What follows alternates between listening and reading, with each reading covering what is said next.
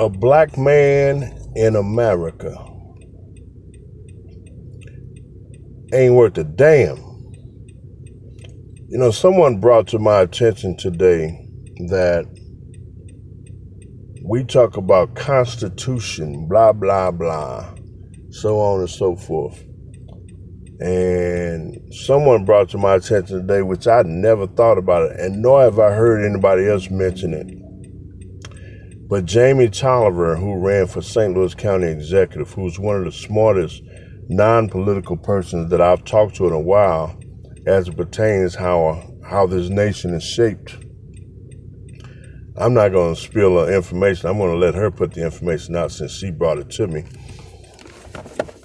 But I can reflect on being in America as a black man, as a U.S. Army Reserve 8-year veteran, as a 21-year police veteran, supervisor, as a black man in America, to see the things that we go through in America as black men, professional men, or just men, decent men in general, is absurd when we talk about, respecting the flag and respecting our country's values. And which values are you talking about? Because even as we talk about the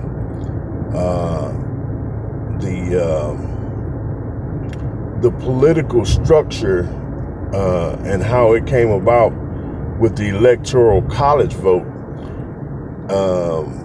I don't want to blur or blunder the facts, but I know it's something pertaining to that masters with multiple slaves. There was a complaint by other slave owners about if you had more slaves, then you got more vote. So they devalued the African Americans to 3/5 of a person, I believe, which tried to balance off the voting power of each slave owner back in the days. And we still live under that system today, though there have been several amendments to those type of things. But how can you write a constitution that was based on us not even being human beings? We were property. And so Jamie brought that to my attention today, and I've never really heard that argument. Not saying that it hasn't been made, but I've not heard that argument from any strong power in the political sector, especially as it pertains to the African Americans. Not saying it hasn't been done. I've just not heard it. But to see the things that's going on in our world today, especially in the black world, people have a problem. White folks especially, some of them have a problem when you talk about Black Lives Matter. Well, damn it, the only way we have to say that, because our lives haven't mattered from way back to slavery even to now. To see how these people's lives are being taken with no regards. We go far beyond the Mike Browns and the Tamir Rice and the now Jacob Blake, George Floyd. We go way beyond that. Emmett Till was a perfect example of the value of a black life, that a white woman said that he looked at her, and that was enough to cause a couple rebel boys to hang him, drag him, torture him, and the mama said, I want them to see his body as they destroyed him. I want their families to see what they did to my child and live with that. Well, that was a good gesture. However, when you're dealing with people that don't have a damn conscience about human life, especially if it pertains to a dark-skinned human being, then, it's all for naught. In America, we will respect the flag, and, I saluted the flag, and I did all that stuff as an Army guy, coming up to school, Pledge of Allegiance, and all that kind of good stuff.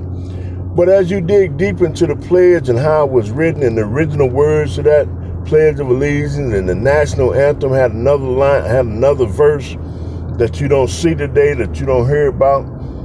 because it demean black folks. It demean African Americans. But you want us to salute that flag and be a patriot.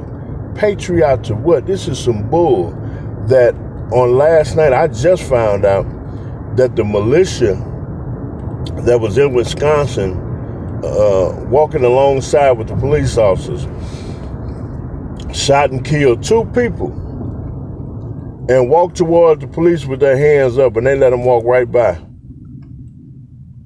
As Don King say, only in America. At some point, the revolution is going to come. We protest and all that, but until they start, living the life that we live, I don't live in fear. I promise you I don't. I understand what a lot of people are saying, that black men are in fear. I don't live in fear. I live in reality. And just as I learned in the military, and just as I learned in the police department, when you see a threat and you identify a threat to be a threat, you stop the threat. It's just that simple. You stop the threat. And so we're living in a revolution now where everybody knows about it except for us. We can protest all day long, but until they start going through what we go through as African Americans, when they start, looking at some of their own laying on the sidewalk for 4 hours, when they start looking at some of their own being hung in a tree, when they look at some of their own being shot and killed for no apparent reason, that's a wake-up call for them. Now, I'm telling you that we've been protesting and singing Kumbaya and all that for years. Haven't gotten us anywhere. I'm not advocating for violence, but I'm advocating for standing your ground. That I'm advocating for. At some point or another, the laws are not made for us. The laws are not made to protect us. The laws are made to protect them who are committing these heinous crimes against our people. And they're doing it with no conscience. And yet they're protected by a system that was built for them. Wake up, America. Black America, wake up. Wake up, Black America. Because it's time. I promise you, it's time, guys, that Martin Luther King and all them, they had a good plan, because they protest and they killed them where it hurt, in their pockets. You protest and boycott. You protest and boycott. And most of all, you got to vote these people out of office that are continually holding this racist structure in place, to where you can just take a life and there be no repercussions from it. Only in America. Now you take what we've been living with and living through for the last couple of months or so, and you replace George Floyd with Charlie Steiner, or you replace Breonna Taylor with a Missy Sawaski, and we see what the results would be, and you put Ben Broadnax in as the officer, or Mike Jackson in as an officer, or Jerome Smith in as the officer who was on the other end of that case, and you'll see a totally different result as it pertains to the prosecution of those officers. There's definitely a double standard way in America as it pertains to those type of things. But the only way that stands is that we get off our lazy selves, go to the polls, vote in numbers. Controlling your local politics helps you to shape what goes on in your community. If you don't get involved locally, whatever happens in the White House don't make a damn difference if you don't control your own local politics. So I'm asking everybody, without fail, get everybody you know, Vote every time there's an election. Find out when elections are held. Elections are held in most municipalities around the country on the first Tuesday of April every year.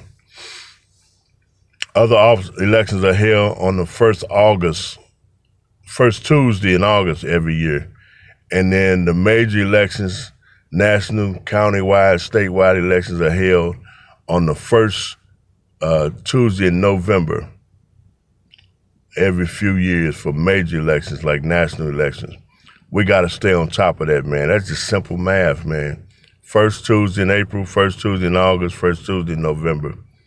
That varies somewhat across the country. I'm speaking about St. Louis. But we got to get involved, man. When we don't get involved, we don't vote, they assume we don't care. So they make legislation and laws that affect us because we don't care. Get involved, folks. Urge everybody you know to vote. All right? Make your vote count. It can't count if you don't vote. Love you guys. Enjoy your day. And we'll talk to you soon. Share the video. Subscribe to the channel. God bless you.